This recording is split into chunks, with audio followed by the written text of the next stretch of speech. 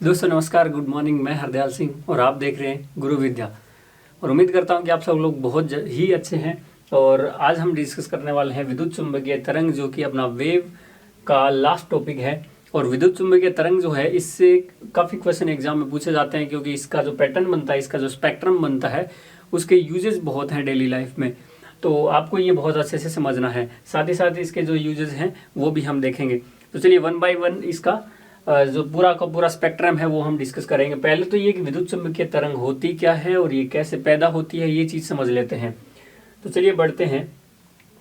ये है विद्युत चुंबकीय तरंगें, यानी इलेक्ट्रोमैग्नेटिक वेव। अब ये पैदा किस लिए होती है? ये होता है कि अगर कोई भी इलेक्ट्रॉन या फिर कोई भी आवेश चार्ज जो है वो बहुत त्वरित गति यानी बहुत तेज स्पीड से अगर गति कर रहा है, तो ये इलेक्ट्रोमैग्नेटिक वेव यानी कि विद्युत चुंबकीय तरंगें उत्पन्न होती है। या फिर आप ये बोल सकते हैं कि अगर एक इलेक्ट्रॉन जो है वो बहुत हाई स्पीड से मूव कर रहा है, गति कर रहा है, और उसको एक उच्च परमाणु क्रमांक यानी बहुत ज़्यादा जिसका परमाणु क्रमांक होता है, एटॉमिक नंबर होता है, वो वाली धातु से अगर उसको रोकने की कोशिश की जाए, तो जैसे ही वो टकराती है तब भी इलेक्ट्रोमैग्नेटिक वेव उत्पन्न होती है।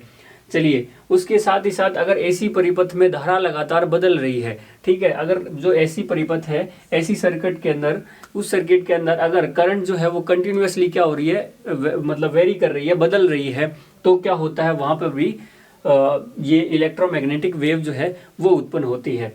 तो इसके संचरण के लिए अपने को माध्यम की आवश्यकता नहीं होती है। हम बिल्कुल इंट्रो वाली क्लास में भी हम इसमें देख चुके हैं कि इसमें माध्यम की आवश्यकता नहीं होती, क्योंकि जो यांत्रिक तरंगें होती है, ठीक है, क्योंकि वेव को हमने दो पार्ट में डिवाइड किया था। एक तो कौन सी थी, मैकेनिकल वेव, और दूसरी थी इलेक्ट्रोमैग्नेटिक वेव। और मैकेनिकल वेव थी, उसको हमने अनुप्रस्थ और अनुदैर्ध्य दो तरंगों में डिवाइड किया था।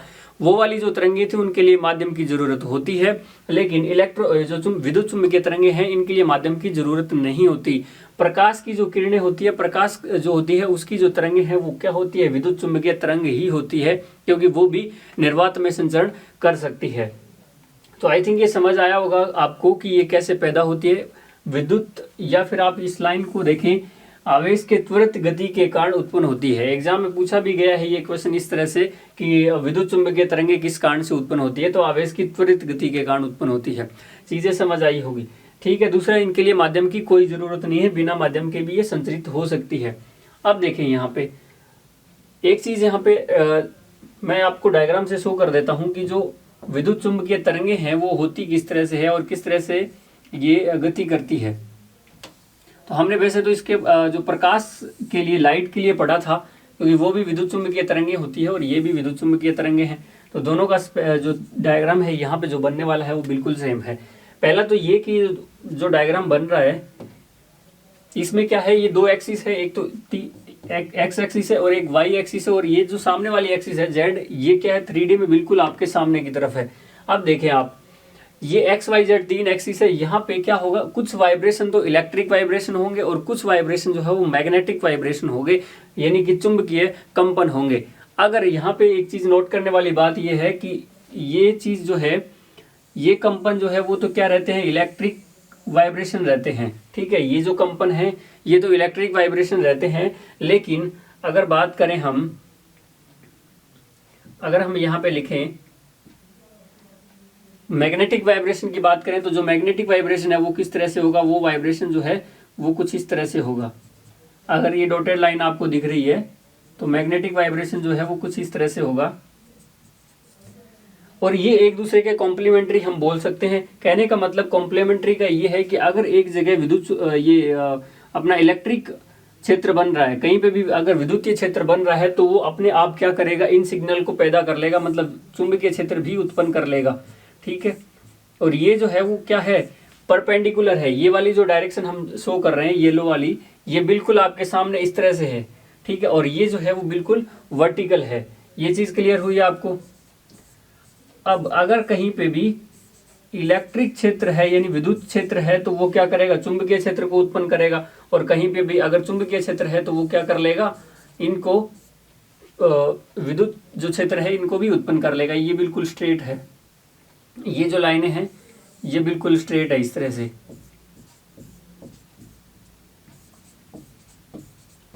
तो ये इसका क्या बनेगा, डायग्राम बनेगा। तो चीज क्लियर हो गई, ये बिल्कुल आपके सामने है। अब यहाँ पे आप एक चीज नोट करने वाली बात है, वेव जो है वो किस डायरेक्शन में प्रोपागेट कर रही है, वेव जो है वो इस डायरेक्शन में जा रही है, ठीक है। ओवरऑल वेव जो है वो कहाँ जा रही है, इस डायरेक्शन में जा रही है, और ये विद्युत क्षेत्र इस तरह से है, ठीक है।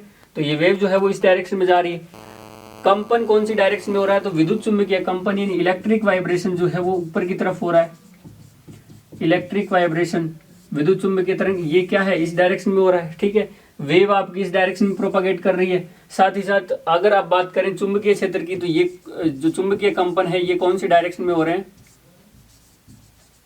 ये चुंबकीय कंपन बिल्कुल आपके सामने की तरफ हो रहे हैं, आपके सामने और जो पीछे की साइड है वहां पे हो रहे हैं, इस तरह से। तो आप ये बोल सकते हैं कि यहाँ पे इलेक्ट्रिक वाइब्रेशन, चुंबकीय वाइब्रेशन और साथ ही साथ वेव प्रोपागेशन की जो दिशा है वो तीनों परपेंडिकुलर होते हैं, तीनों एक्सिस की तरफ, एक्स वाई जेड तीनों एक्सिस की तरफ।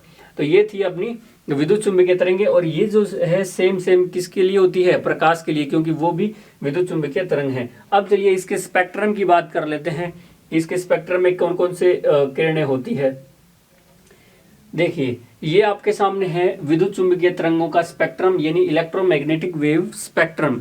अब यहाँ पे क्या है, आप इस चीज को नोट कर रहे होंगे, इस चीज को आप देख रहे होंगे, विजुअल वेव, दृश्य तरंगे। हमने विबग्योर पढ़ा था प्रकाश वाले चैप्टर में, तो वो विबग्योर जो बनता है वो दृश्य तरंगों में बनता है, ठीक है। अब उस ये जो है वो न्यूटन ने ये एक्सप्लेन किया कि जो दृश्य तरंगे होती है ये केवल इनका स्पेक्ट्रम विबग्योर तक ही सीमित नहीं है। मतलब अगर हम बैंगनी से इस लेफ्ट साइड और अगर रेड से आगे की तरफ बढ़ेंगे तो भी तरंगे होती है, तो भी स्पेक्ट्रम होते हैं, ठीक है। अब इनको क्या बोला गया, अगर हम इस तरफ बढ़ते हैं तो इनको बोला गया पैराबैंगनी स्पेक्ट्रम, क्योंकि यहाँ से देखिए दृश्य के तुरंत बाद पहले जो है वो कौन सी है, पैराबैंगनी स्पेक्ट्रम है।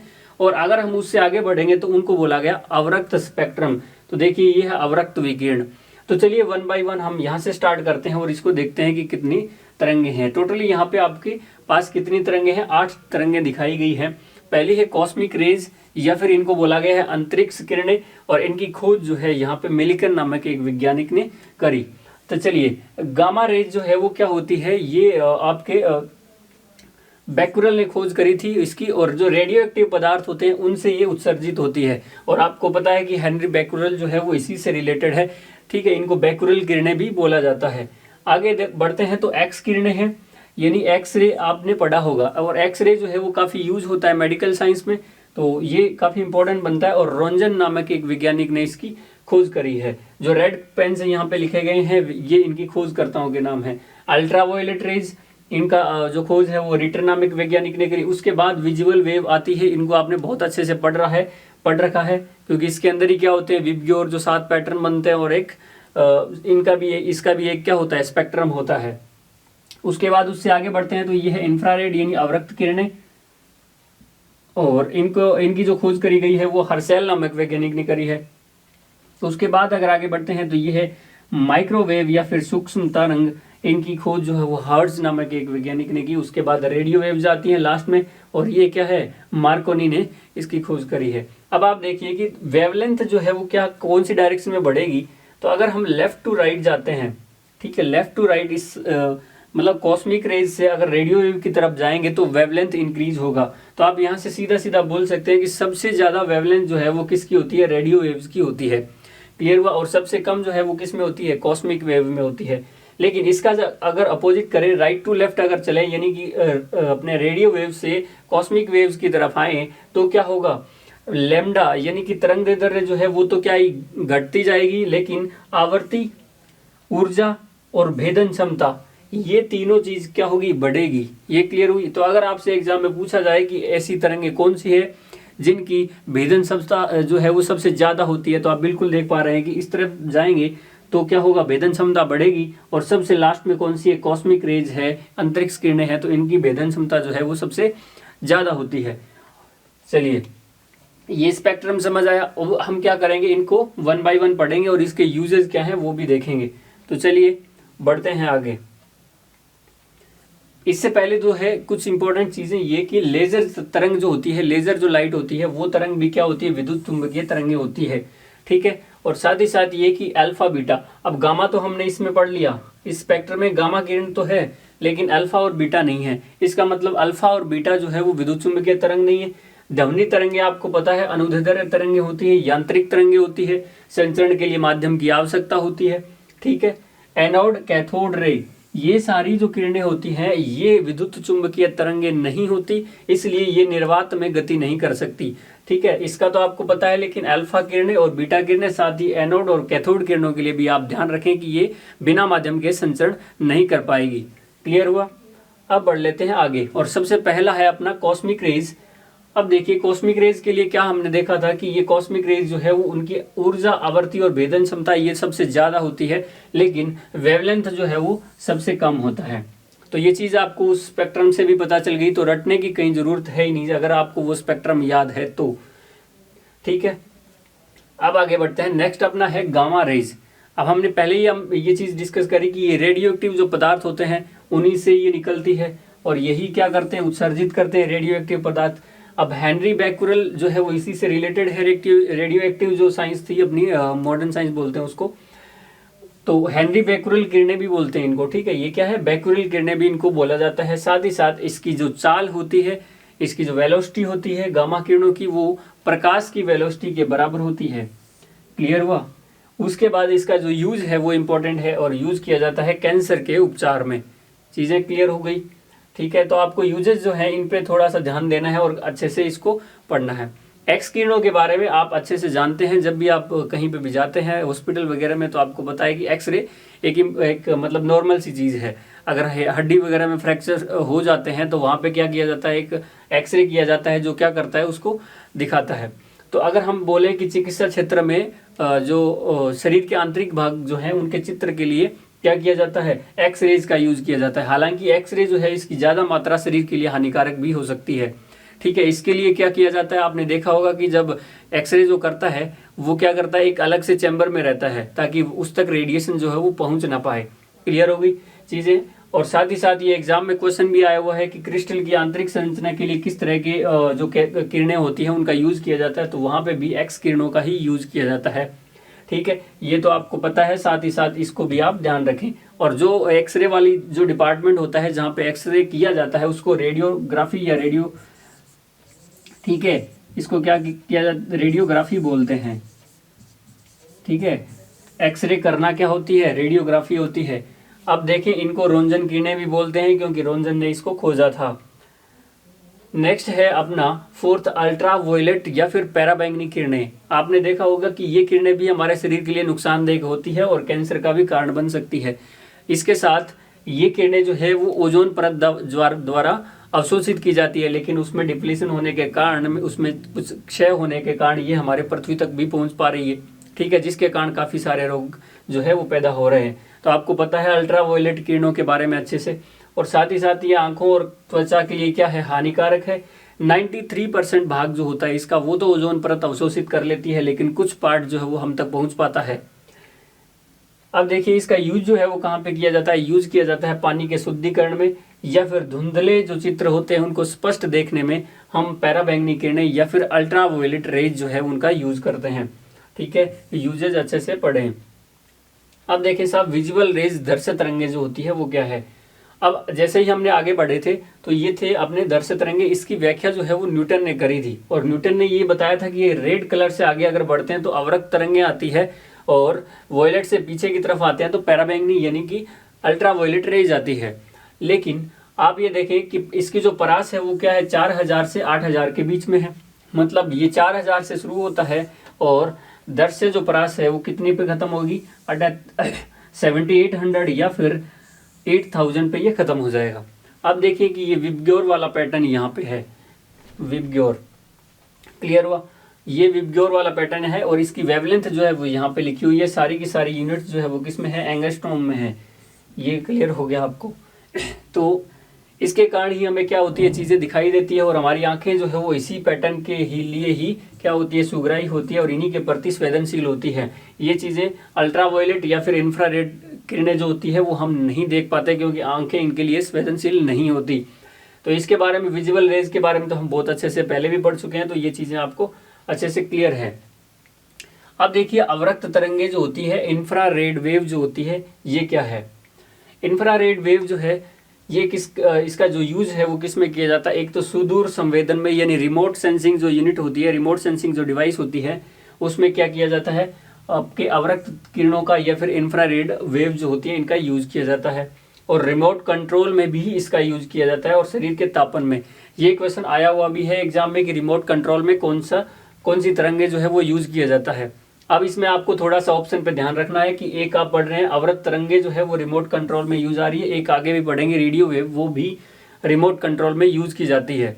ठीक है, तो ऑप्शन के अकॉर्डिंग देखें कि ऑप्शन में क्या है, अवरक्त किरणें हैं या फिर रेडियो वेव्स है। चलिए आगे है सूक्ष्म तरंगे या फिर माइक्रोवेव। अब नाम से ही क्लियर है कि एक आपने डिवाइस पढ़ी होगी, मतलब एक जो माइक्रोवेव ओवन होता है इसमें इसका यूज किया जाता है। हमेशा इसका नाम जो है वो पूरा ही पढ़ें, क्योंकि आपको साथ ही साथ इसका पता चल जाता है कि इसमें कौन सी वेव यूज होती है। अगर आप ओवन बोलेंगे तो आपको पता नहीं चलेगा, बट माइक्रोवेव ओवन बोलेंगे तो आपको पता है कि इसमें कौन सी तरंगे यूज हो रही है, माइक्रोवेव सूक्ष्म तरंगे यूज होती है।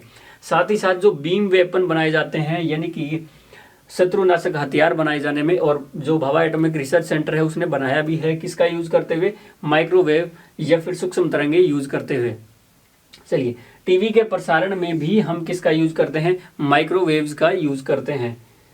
क्लियर हो गया। और ये वाला इंपॉर्टेंट है थोड़ा सा, माइक्रोवेव ओवन में कौन सी तरंगे यूज होती है। उसके बाद लास्ट है रेडियो एक्टिव तरंगे या फिर जो रेडियो वेव्स होती हैं वो। अब देखिए ये किस में यूज की जाती है, इलेक्ट्रॉनिक डिवाइसेस जितनी भी होती हैं, इलेक्ट्रॉनिक अप्लायंसेज होते हैं उनमें यूज किया जाता है, जैसे टीवी में या फिर रिमोट में। उसके साथ रेडियो में, मोबाइल में, ब्लूटूथ वगैरह जो होते हैं उनमें सब में किस में क्या यूज किया जाता है, रेडियो वेव यूज की जाती है। क्लियर हुआ। और इनकी वेवलेंथ जो होती है वो सबसे ज्यादा होती है, हम पहले ही देख चुके हैं, और इनकी भेदन क्षमता, एनर्जी और साथ ही साथ क्या आवृत्ति बिल्कुल कम होती है। तो ये था अपना विद्युत चुंबकीय तरंग स्पेक्ट्रम। और ये विद्युत चुंबकीय तरंग स्पेक्ट्रम आई थिंक आपको क्लियर हुआ, और सारी की सारी तरंगे जो है इसके यूजेस हमने देख लिए और आई थिंक आपको क्लियर हो गया। तो यूजेस को थोड़ा सा आपको ध्यान में रख के चलना है, क्योंकि एग्जाम में पूछे जाते हैं। और अगर इंटरेस्टिंग लगा है तो चैनल को लाइक कर लीजिए, चैनल को सब्सक्राइब करिए और वीडियो को लाइक करिए। धन्यवाद।